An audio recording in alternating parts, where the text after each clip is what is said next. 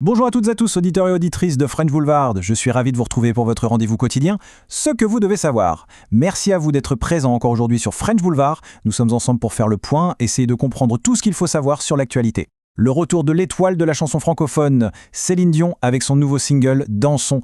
Et bien plus qu'une chanson, c'est une invitation lumineuse signée Jean-Jacques Goldman. Un appel à l'union, à la résilience et à l'amour à travers le mouvement. Après nous avoir fait vibrer lors des JO de Paris en 2025, Céline confirme son grand retour chez nous, à Paris, pour cette année 2026 qui s'annonce historique. Alors sans plus attendre, examinons ce grand retour. Mais bon, pour vraiment mesurer l'ampleur, la magie presque de ce retour, il faut d'abord qu'on se penche sur l'épreuve complètement folle qui l'a précédé. On parle ici du syndrome de la personne raide. C'est une maladie neurologique extrêmement rare. Imaginez un peu, en décembre 2022, le diagnostic tombe, comme un coup de massue. En gros, le système nerveux central perd totalement les pédales. Le corps se met à recevoir des messages contradictoires, du genre contracte-toi et étire-toi en même temps. C'est terrifiant quand on y pense. Des muscles qui se fichent sans prévenir, provoquant des spasmes d'une violence inouïe.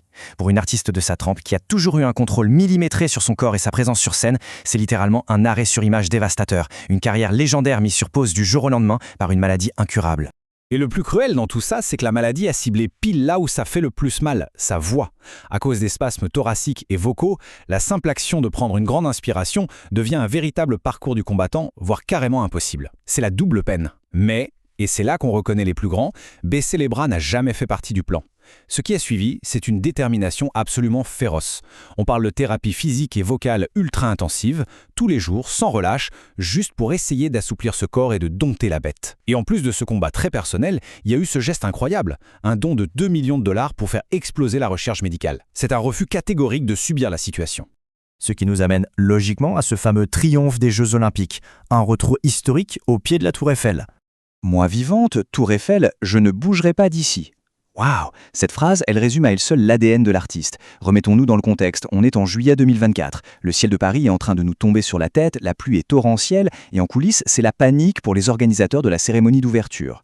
Pour la protéger, vu qu'elle est affaiblie, la production avait gentiment préparé une piste de playback, juste au cas où. Mais pendant les répétitions, en pleine nuit, à 2h30 du matin, sous un orage menaçant, la décision tombe. Implacable. Chanter sur la Tour Eiffel, c'était son rêve, et aucune tempête, je dis bien aucune, n'allait la priver d'un moment 100% authentique, chanté en direct. Et franchement, ce coup de poker, cette audace, ça a marqué les esprits à tout jamais. Thomas Joly, le directeur artistique de la cérémonie, racontait la scène en larmes, totalement bouleversé. Il a eu cette formule magique, il a dit « ce sont deux dames de fer entremêlées ». Et c'est exactement ça. Malgré l'ombre de la maladie, malgré les trompes d'eau, sa voix a résonné, majestueuse, sur l'hymne à l'amour d'Édith Piaf. Une image de triomphe absolu. Celle d'une icône inébranlable qui hurle au monde que la passion et la résilience écraseront toujours la douleur physique. Et après une telle victoire, place au chapitre suivant, les grandes retrouvailles avec Jean-Jacques Goldman et le parcours assez fou du titre « Dansons ».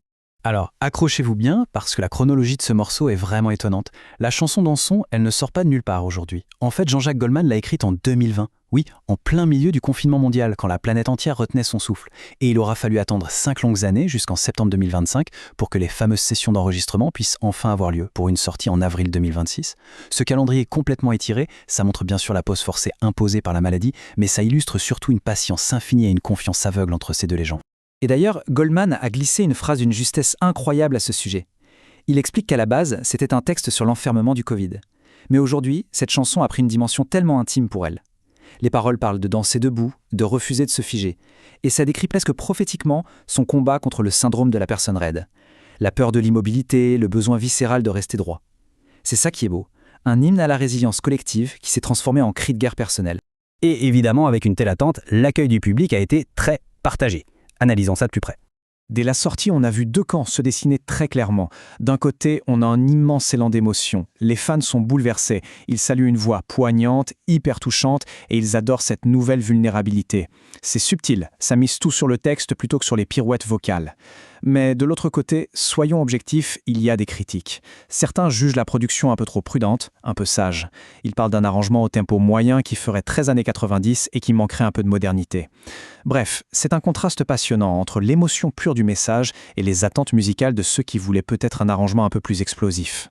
Ce qui nous amène à l'événement live qui va accompagner tout ça, Paris 2026, le défi d'une résidence absolument sans précédent. Parfois, il n'y a pas besoin de longs discours. Un seul chiffre suffit. 9 millions. Oui, vous avez bien entendu. 9 millions de personnes se sont inscrites au tirage au sort des préventes pour espérer choper un billet.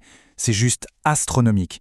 Un record mondial absolu qui prouve que l'amour du public est totalement inconditionnel.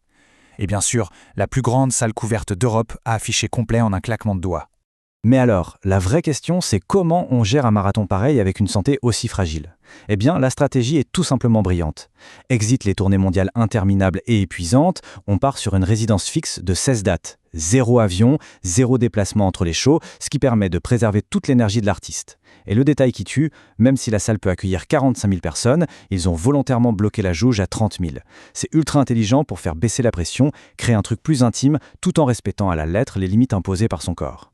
Finalement, on est en droit de se demander, ce modèle de résidence ultra adapté pourrait-il carrément redéfinir la façon dont l'industrie musicale gère la santé de ses plus grandes icônes à l'avenir? C'est ainsi que se termine ce numéro de Ce que vous devez savoir. Merci de votre fidélité sur French Boulevard, du lundi au dimanche aux 4 coins de la journée. Oui, Céline Dion est vraiment de retour sur le sol français et sur la scène musicale mondiale, plus forte que jamais, pour nous rappeler que la vie est une fête qui se partage. On se quitte avec le nouveau single de Céline Dion, Dansons.